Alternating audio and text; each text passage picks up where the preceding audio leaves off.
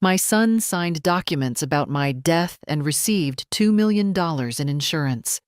He held a fake funeral and invited the whole family, but I was alive and watching from the crowd. When he started spending the money, Good day, dear listeners. It's Louisa again. I'm glad you're here with me. Please like this video and listen to my story till the end, and let me know which city you're listening from. That way I can see how far my story has traveled. My name is Dorothy Caldwell, and I am 71 years old.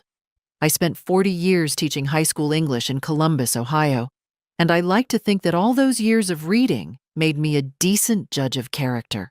I could tell when a student was lying about a missed homework assignment. I could tell when a parent was performing concern rather than feeling it. What I could not tell, what I failed to see until it was almost too late, was that my own son had been lying to me for years. Let me start at the beginning. The way I always told my students to do. I lived alone in the house where I'd raised my children.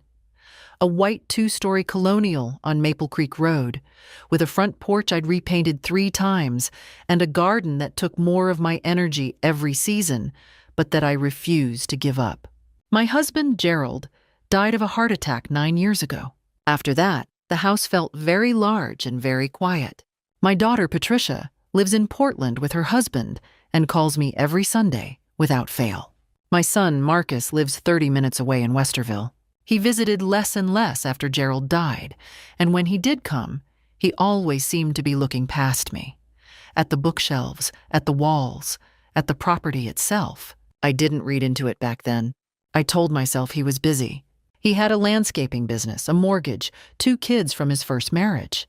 I helped him when I could. When he had cash flow problems in 2019, I wrote him a check for $18,000. When his truck broke down the following spring, I helped again. I didn't keep score. He was my son. The first warning sign came in January of last year. Marcus brought over a man he introduced as a financial advisor friend. Though the man had no business card and seemed to know very little about finance when I asked him basic questions. They wanted me to sign a document that would, Marcus explained, help consolidate my estate planning.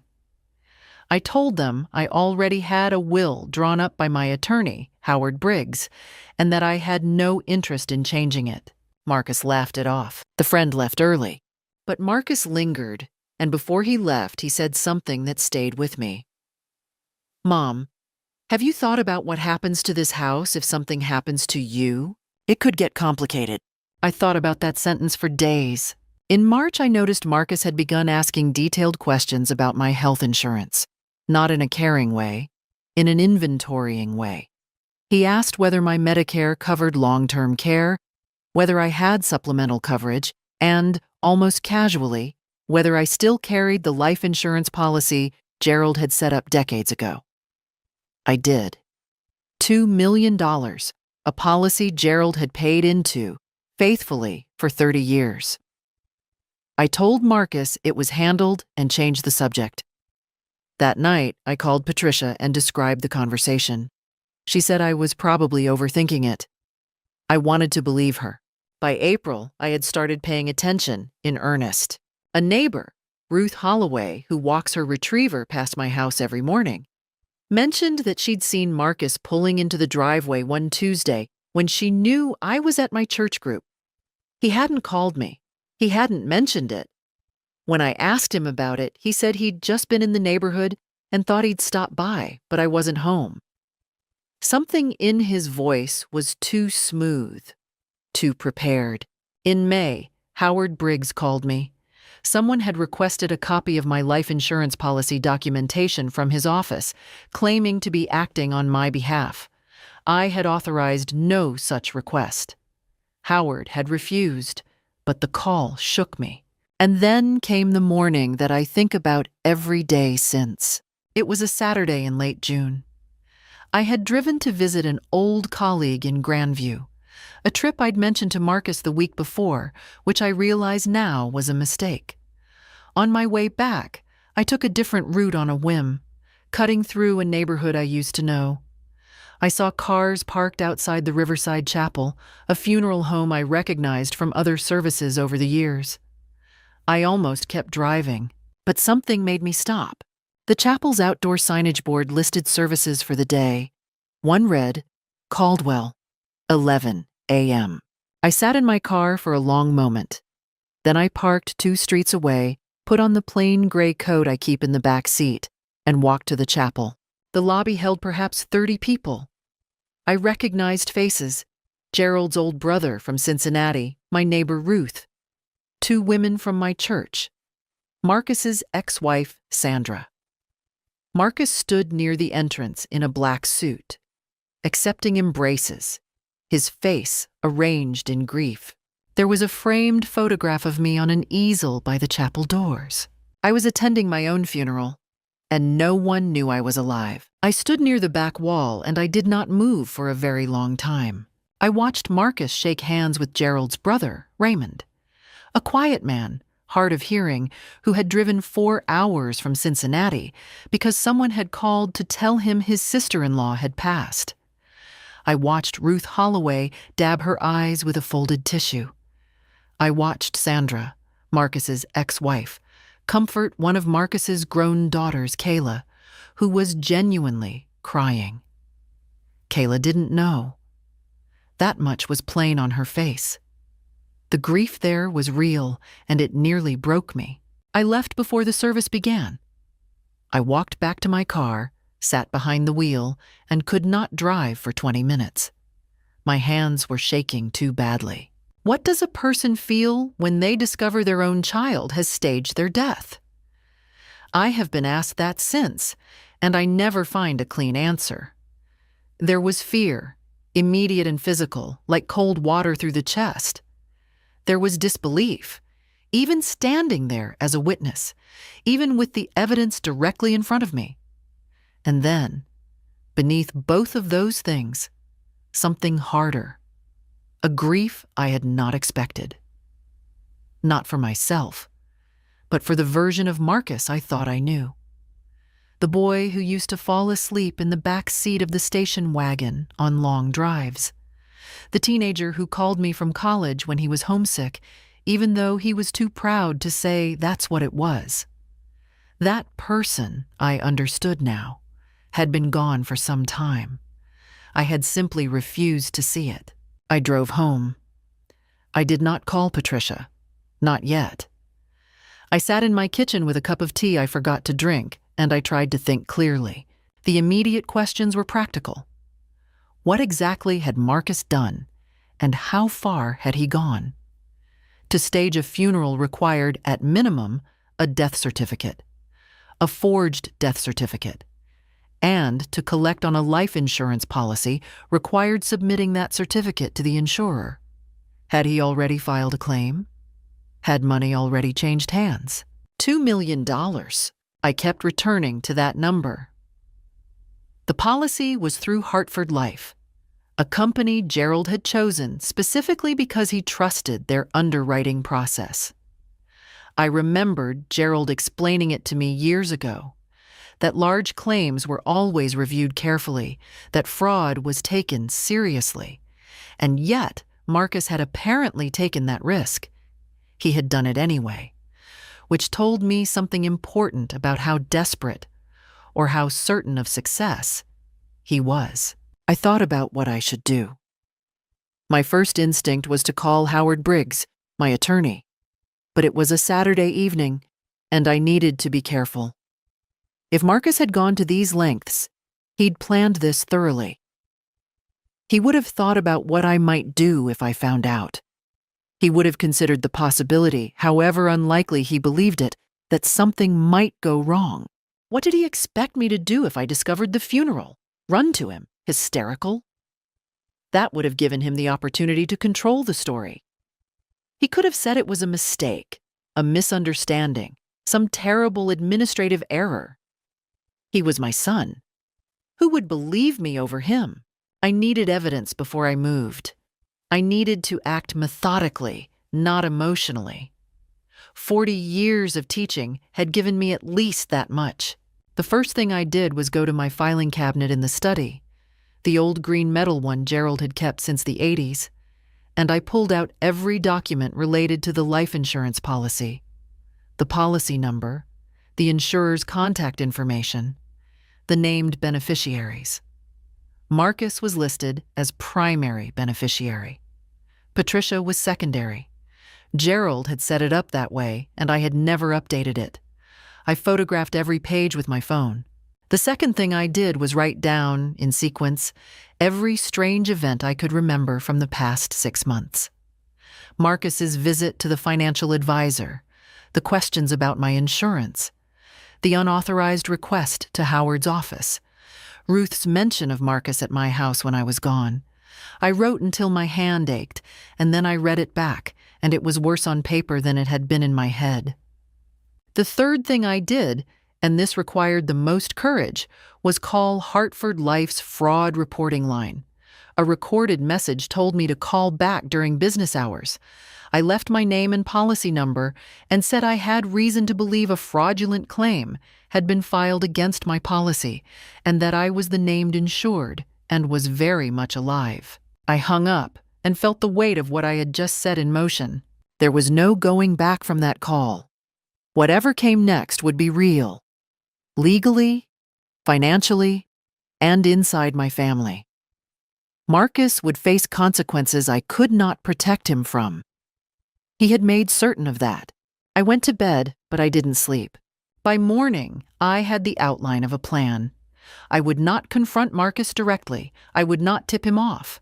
I would gather every piece of evidence I could before making any move he could see. And I would do it quietly, carefully, the way I used to build a lesson plan. Foundation first, structure second, the moment of understanding only at the end. I had one advantage Marcus had not accounted for. He believed I was dead. Monday morning came gray and cold for late June, the kind of Ohio morning that never quite decides what it wants to be. I dressed carefully, chose a jacket I didn't usually wear, and drove downtown to Howard Briggs's office on 5th Street without calling ahead. Howard had been my attorney for 22 years. He'd drawn up Gerald's will, then mine. He'd handled the estate when Gerald died. He was a compact, careful man who didn't waste words, and when I sat down across from his desk and told him what I had seen at Riverside Chapel, he was quiet for a long moment. Then he said, "Dorothy, start from the beginning." I told him everything. The financial advisor visit in January, the insurance questions, the unauthorized document request to his own office, the funeral. I showed him the photographs I'd taken of my insurance documents and the notes I'd compiled the night before. Howard read through them slowly, and his expression did what careful lawyers' expressions rarely do. It changed. "If he's filed a claim," Howard said, "Hartford will have required a death certificate. That's a felony. Multiple felonies, insurance fraud, filing a false government document, possibly wire fraud if he communicated with the insurer electronically. This isn't something you walk away from." I told him I understood. I asked him what we should do. Howard's recommendation was to contact Hartford Life directly, in person if possible, and to also contact the Franklin County Sheriff's Office, not the Columbus PD, which had jurisdiction complications, to file a report. He would draft a letter to accompany my statement. He advised me strongly not to contact Marcus, not to return to my house alone until we knew more about what Marcus had arranged, and not to tell anyone else in the family yet. That last point was the hardest. I thought of Patricia in Portland, who called every Sunday and who still believed her brother was fundamentally decent. That afternoon, I drove to the Hartford Life Regional Office on Polaris Parkway. I had called ahead and asked for the Claims Integrity Department, using language Howard had given me. The woman who met me, her name was Gail Drummond, a no-nonsense woman in her 50s, became very still when I placed my driver's license, my Medicare card, and my policy documents on her desk and told her who I was. "Mrs. Caldwell," she said, "a claim was filed on this policy 6 days ago." 6 days. He had moved fast. He must have spent weeks, maybe months, preparing the false documentation, waiting for the right moment. My planned trip to Grandview had given him the window, a day when I would genuinely be away, when witnesses would be available, when the story could hold together long enough for him to disappear into it. "Has the claim been paid?" I asked. Gail told me it was under standard review, as all large claims were, and that no funds had been disbursed. Hartford had been trying to schedule a routine follow-up verification before processing, which was why, she said, they had called the number listed on the claim, a number that was not mine, and reached a voicemail they did not recognize. Marcus had changed the contact number on my file. Somehow, he had gotten access to my policy account, or had submitted the claim with an alternate contact, counting on the review period to be brief.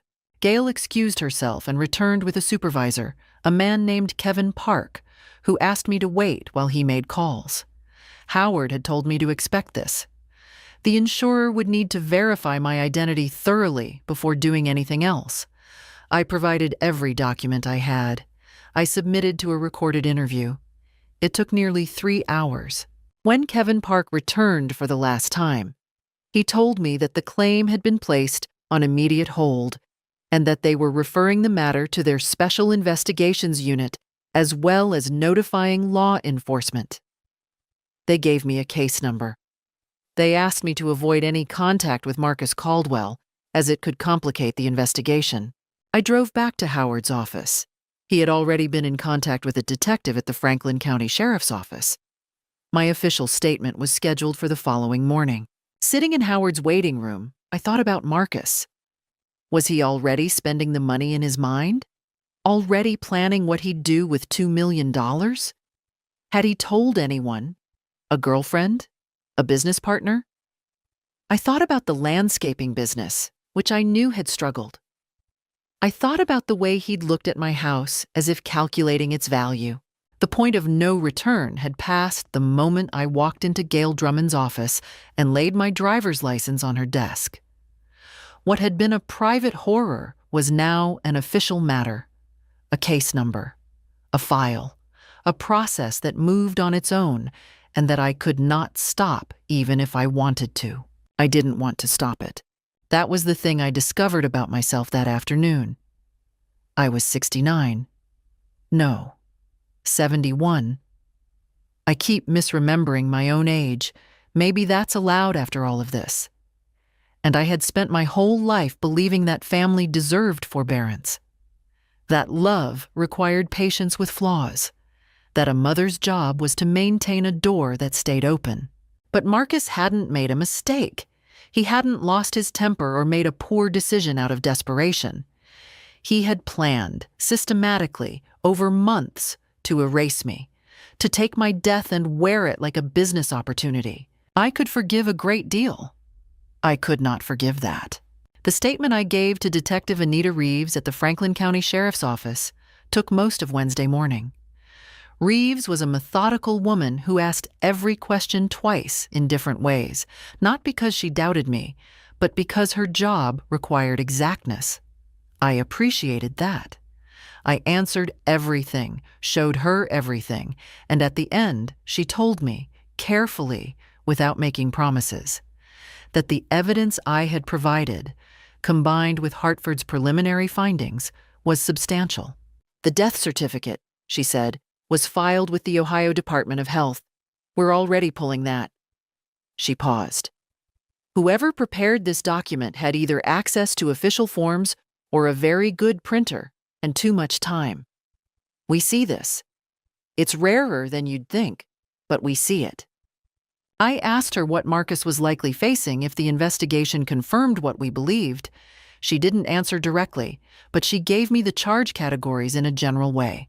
Insurance fraud, identity fraud, filing a false government document, federal wire fraud if the insurer's electronic communications were involved. She told me the U.S. Attorney's Office sometimes took interest in insurance fraud cases of this dollar value. I went home. I was careful coming and going. Howard had suggested I let a neighbor know I was moving around for my own safety, without explaining why. I told Ruth Holloway I was dealing with a complicated family matter and asked if she would mind paying attention if she saw Marcus's truck outside my house. Ruth, who had known me for 18 years, asked no questions and said yes. On Thursday, Marcus called me. I almost didn't answer, but I decided it was better to know where his head was, and I picked up. His voice was very controlled, the way it gets when he's managing something. "Mom, you haven't been returning messages." A beat. "I wanted to check on you." I told him I'd been busy. I asked how the kids were. He said fine. There was a pause that went 2 seconds too long, and then he said, "Did anyone from Hartford Life reach out to you lately about your policy?" There it was. I told him no, not that I knew of, and changed the subject to the weather. He let me change it. Before he hung up, he said, "Let me know if anything strange comes up, okay? There's sometimes scams targeting seniors with life insurance. I've been reading about it." The audacity of that almost made me laugh. Almost. 2 days later, he came to my house. He didn't call first.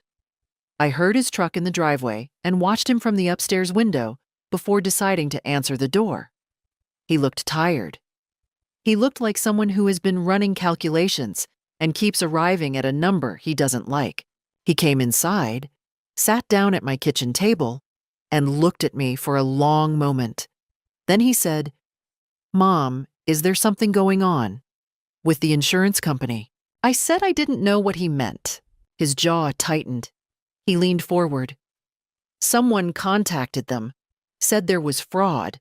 Now the claim is frozen." I kept my face quiet. "What claim?" The shift in him was rapid and alarming. The controlled manner cracked. He told me, his voice low, which was somehow more frightening than if he'd shouted, that I didn't understand what I was doing, that he had arrangements that depended on certain things moving forward, that if I had done something to interfere, he would make things very difficult for me. He used the phrase, "You could have an accident." He said it the way people say things they want you to understand, without them having to be accountable for having said them. I looked at my son across my kitchen table and I felt something I hadn't expected. Calm, cold, clear, absolute calm. I told him that I wanted him to leave my house. He stood up. He looked as if he might say more, then decided against it. At the door, he paused with his hand on the frame. "You should think carefully," he said. "I have been," I told him. He left. I called Detective Reeves within the hour and reported the conversation, including the specific threat. She told me to document everything, write it down, time and date, his exact words. She said this call would be added to the file. The following week, I received a call from a number I didn't recognize. A man with a flat voice told me I should reconsider my complaint to Hartford. He didn't say who he was. He hung up before I could respond. I reported that call as well. Then for a few days, nothing. I drove to my sister Evelyn's house in Delaware, Ohio, 30 miles north, and I stayed with her for 5 days. I didn't tell her all of it. I told her I was having a difficult time with Marcus and needed to be out of my house for a little while. Evelyn is 8 years older than me, and she has survived things that make my difficulty feel modest in comparison. She made me meals and we watched old films, and she didn't ask many questions. On the 4th day, sitting on her back porch in the afternoon light, I finally cried. I hadn't let myself until then. I cried for a long time, and Evelyn brought me tea and didn't say anything, which was exactly right. Then I wiped my face, drank the tea, and called Howard Briggs to confirm our next steps. It was Patricia who called first, which meant Marcus had reached out to her.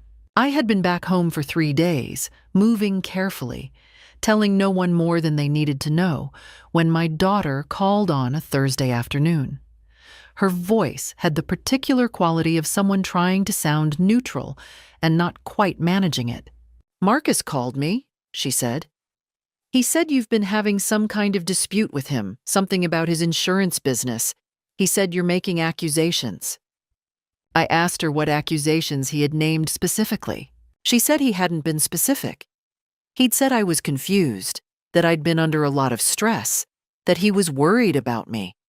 That phrase, "worried about me," landed with precision. He was building a narrative. He was preparing the ground. I told Patricia I would call her the following day and that I would tell her everything.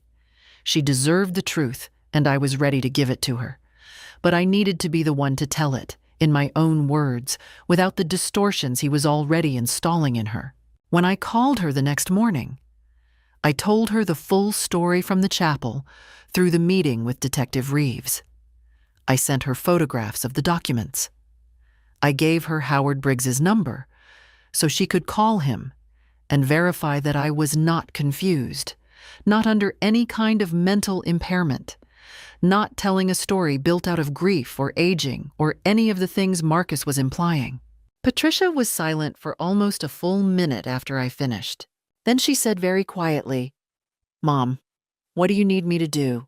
That was when the weight on my chest became slightly easier to carry. A week later, a man appeared at my door. He was not someone I recognized, mid-40s, well-dressed in the way that is meant to signal reasonableness. He said he was an associate of Marcus's, that he'd been asked to come on Marcus's behalf, and that Marcus wanted to find a private resolution. He used that phrase several times. Private resolution. He sat across from me in my living room. I had left the front door open, and Ruth Holloway was raking leaves across the street, where she could see my front window. And he told me that Marcus was prepared to make a financial gesture of goodwill to demonstrate how seriously he took our family relationship. He named a number, $150,000, deposited into any account I chose, in exchange for withdrawing the complaint to Hartford and the Sheriff's Department. I listened to this completely.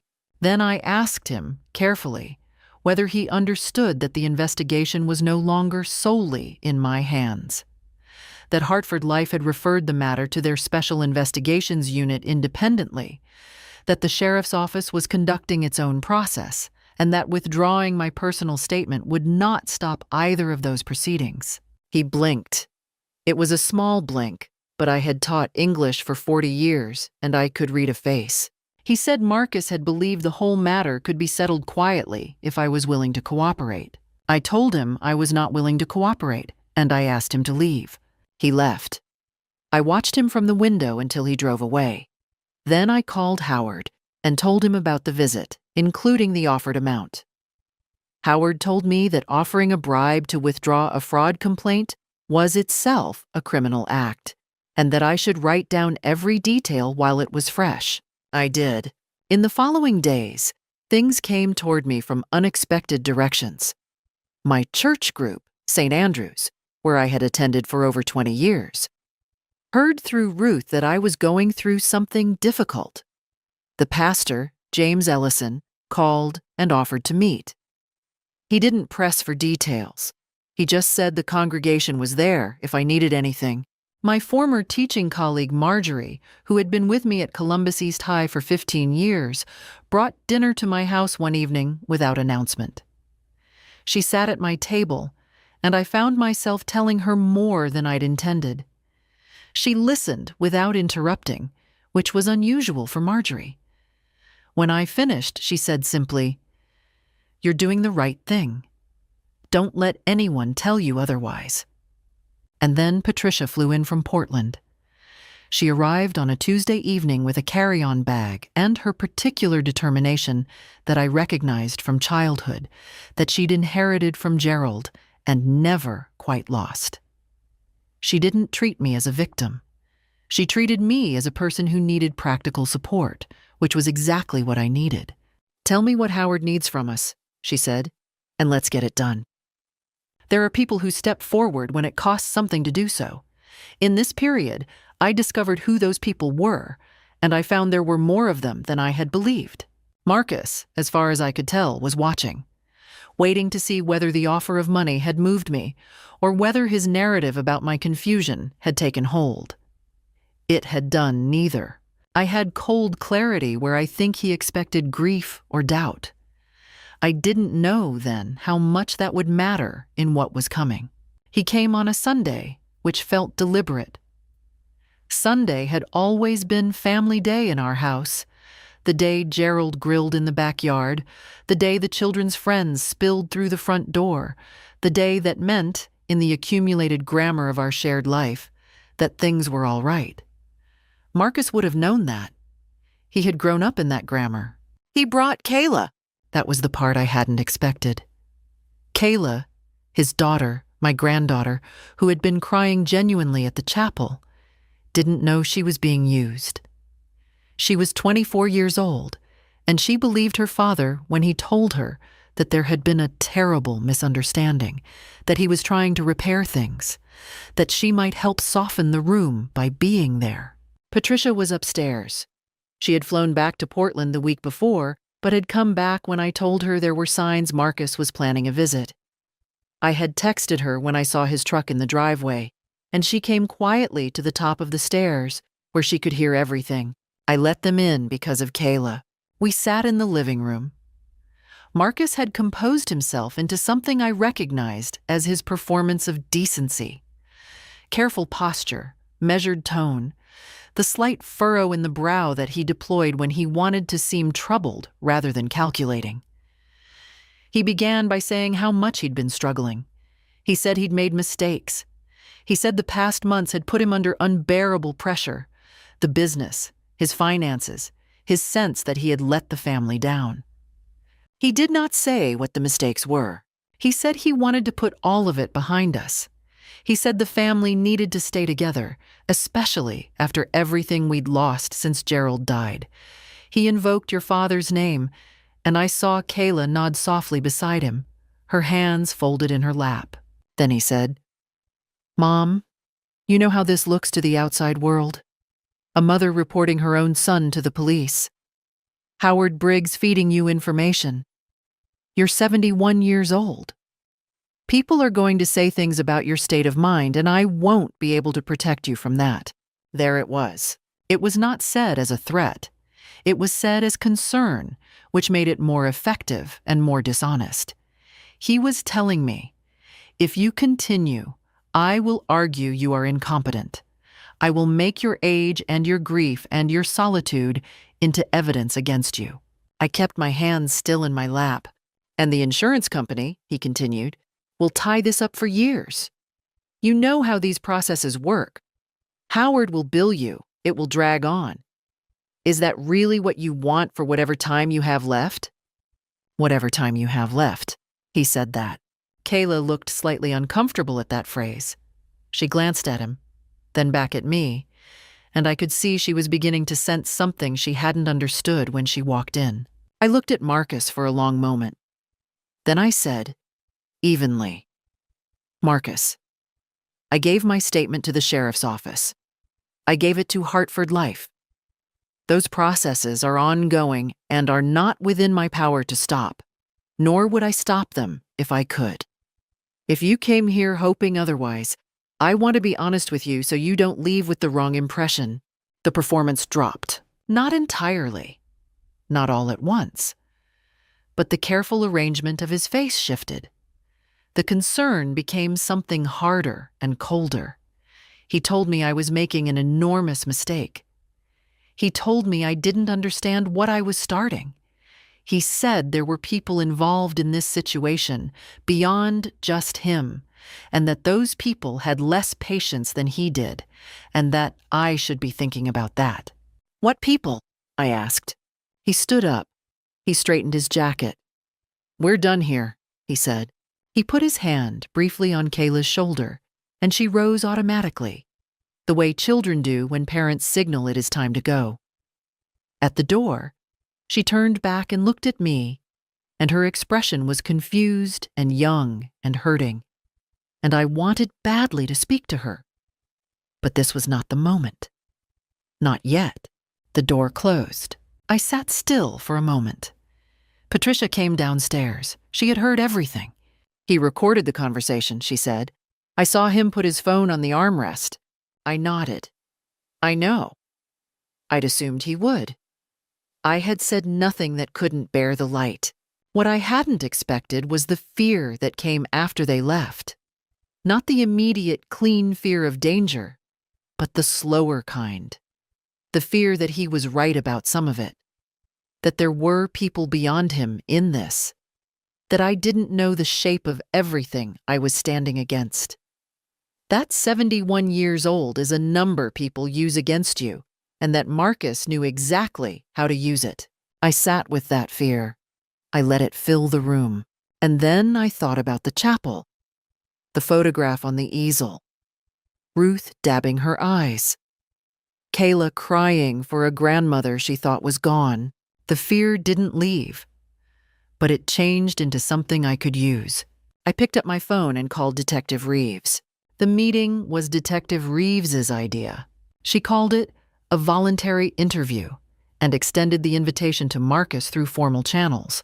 A letter delivered to his Westerville address, copied to Howard Briggs as my legal representative, requesting that Marcus come to the Franklin County Sheriff's Office to discuss certain matters relevant to an ongoing investigation. He was not under arrest. He was not required to come.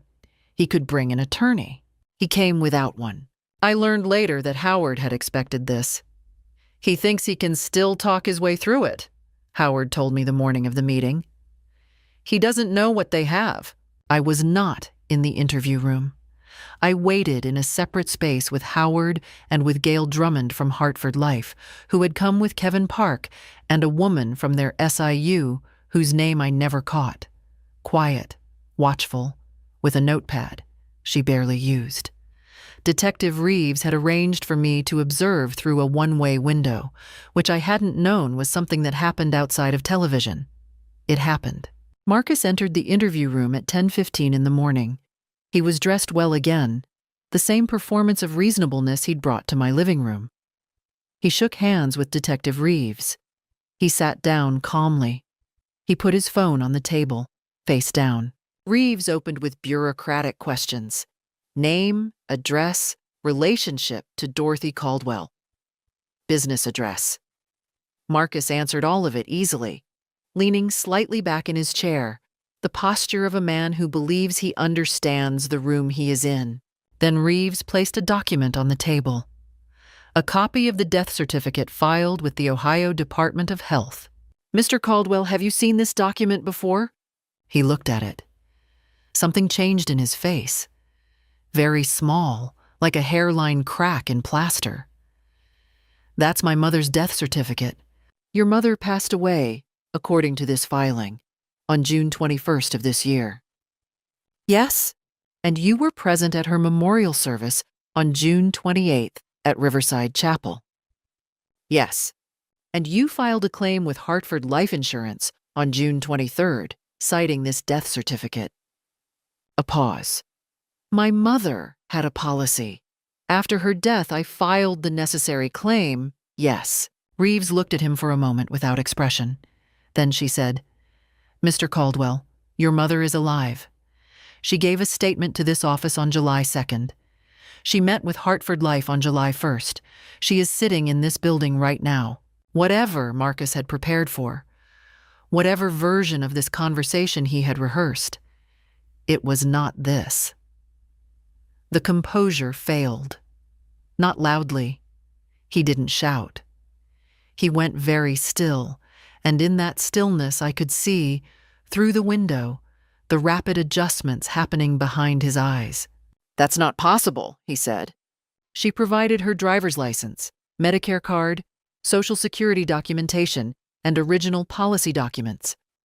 Hartford Life has verified her identity through multiple independent channels. Reeves placed a second document on the table, the fraud case file summary. The death certificate you filed was created using fraudulently obtained information. The Ohio Department of Health has confirmed the filing was made without proper authorization. The medical examiner listed on the certificate was contacted and has no record of any involvement. Marcus looked at the document. He did not pick it up. I don't know how that happened, he said. I received the paperwork. I assumed it was legitimate. Who gave you the paperwork? A pause. Someone who told me they were handling my mother's affairs. I thought it was handled through the estate. You filed the claim yourself, Mr. Caldwell. We have the electronic submission records. The claim was filed from an IP address registered to your home address in Westerville. He stopped. I'd like to speak with an attorney. Of course. Reeves did not move immediately. She let the silence sit in the room. In my experience, and I had spent 40 years in classrooms where silence was a tool, there is a kind of quiet that pulls words out of people who are not prepared for it. Marcus had always been someone who filled silence, who moved forward into it rather than waiting. He had never been good at stillness. She was supposed to be in Grandview, he said. His voice had dropped, almost to himself. She told me. She specifically told me she'd be gone all day. Reeves wrote that down without looking up. She always came back early when she felt like it, he continued. And there was something in his tone now that I can only describe as bewildered, as if the problem were not what he had done, but the logistics of how it had gone wrong. She was never predictable. Even when we were kids, she'd change her mind and… He stopped. He seemed to hear himself. But before Reeves could stand, he said something that I have thought about many times since. He said, quietly, as if to himself more than to anyone in the room, she wasn't supposed to come back. Reeves wrote it down. She wrote it down while looking at him slowly, so he understood exactly what he had said and that it was now part of the record. The interview ended there.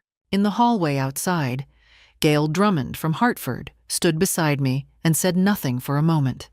Then, Mrs. Caldwell, I want you to know that the claim was never going to be paid without a full review.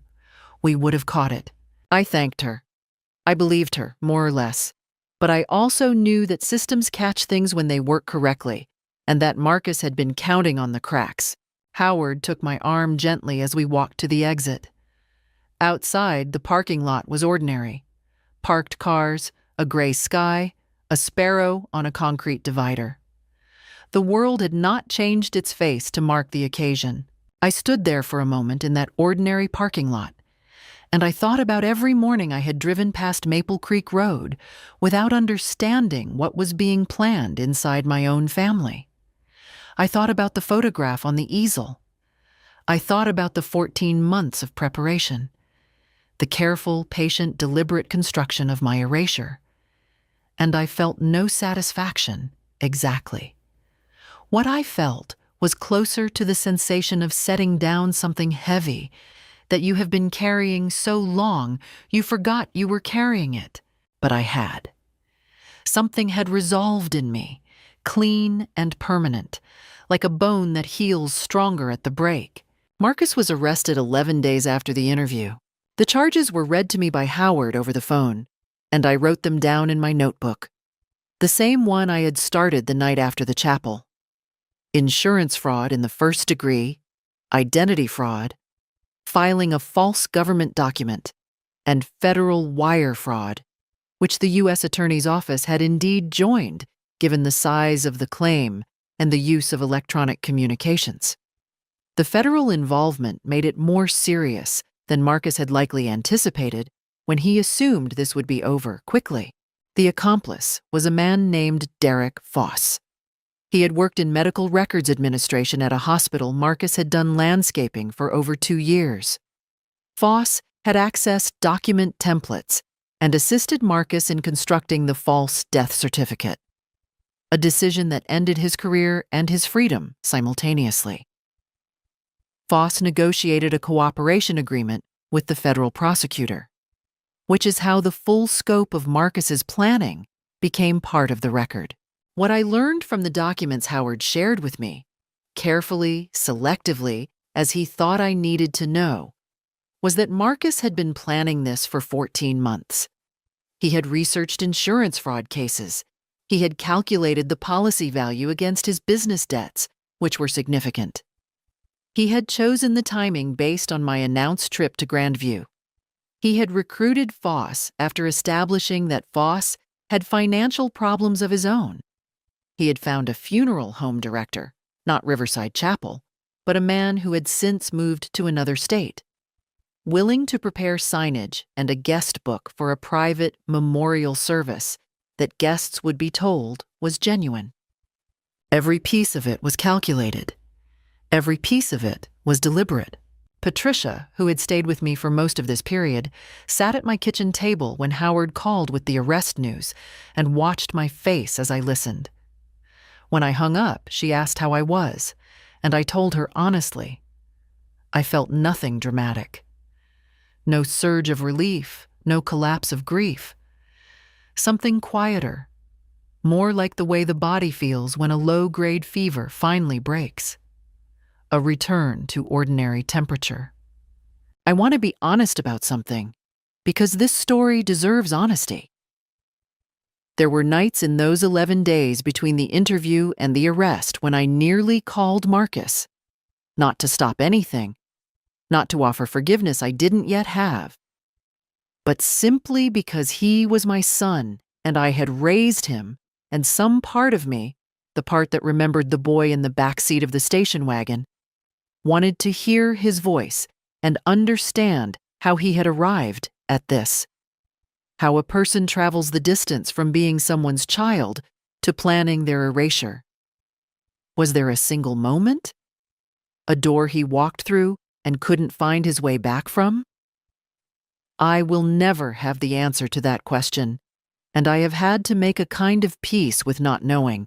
Marcus's public defender argued in pre-trial hearings that Marcus was under severe financial distress, that his mental state had been impaired, that the plan had not ultimately succeeded in defrauding anyone. The prosecutor's response was that absence of success did not mitigate criminal intent, and that the elaborateness of the scheme demonstrated premeditation rather than impaired judgment. The judge agreed.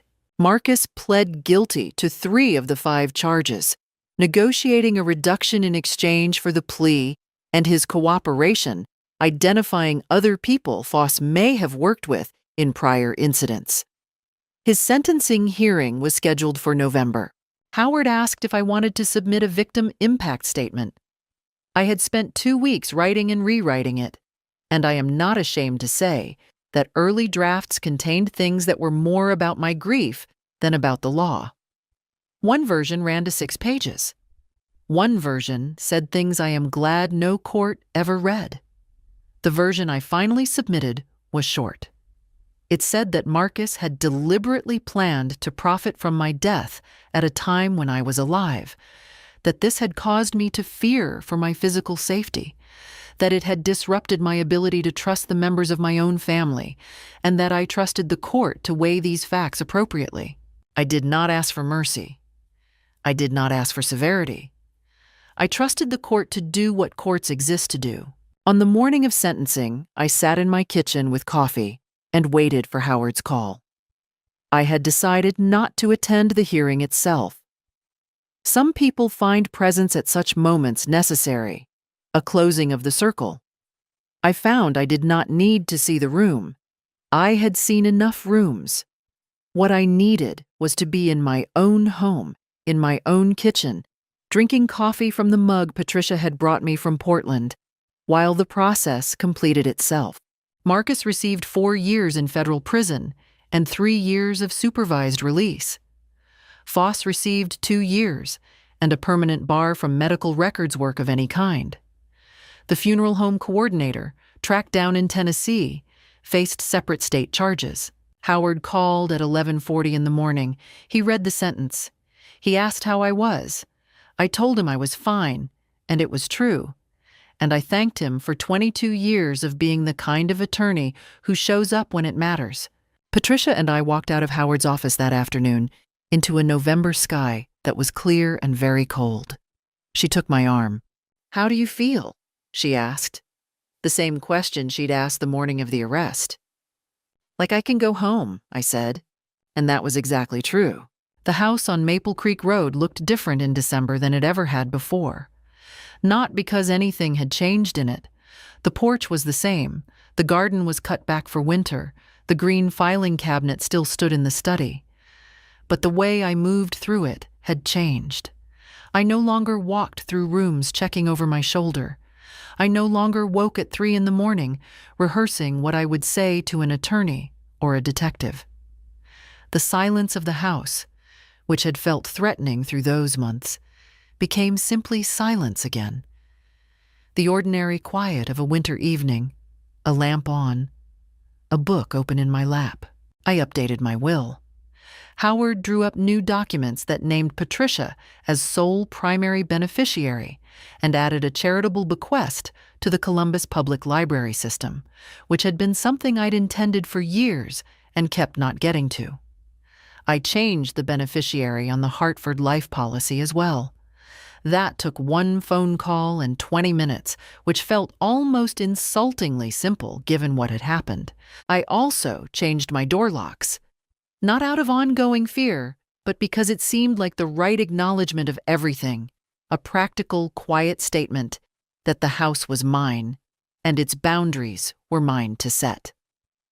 The locksmith who came was a cheerful young man named Todd, who replaced all 3 exterior locks in under an hour and seemed to find it a perfectly ordinary Tuesday. I suppose for him it was. I went back to my church choir, which I had stopped attending during the worst months. The choir director, a young woman named Bess, who probably thought of me as ancient, was genuinely happy to see me return. We were preparing for the Christmas season. Carols I had sung every year since childhood. And standing in that rehearsal room on a Thursday evening, hearing the voices around me fill the space, I felt something release in my chest that I hadn't known was still held tight.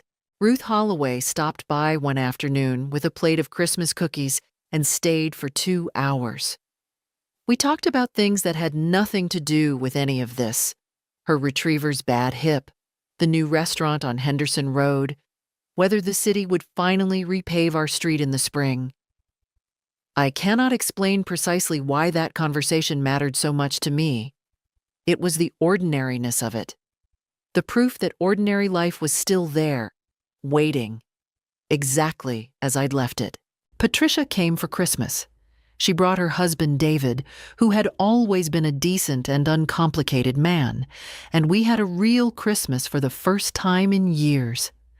A tree, a meal that took us most of the afternoon to prepare, a fire that burned down to coals while we sat talking. We talked about Gerald. We talked about when the children were small. Patricia told stories about Marcus from their childhood, small, funny stories that had nothing to do with any of this, that belonged to a different version of him, and we let ourselves remember that version without pretending it canceled out the truth of what he had become.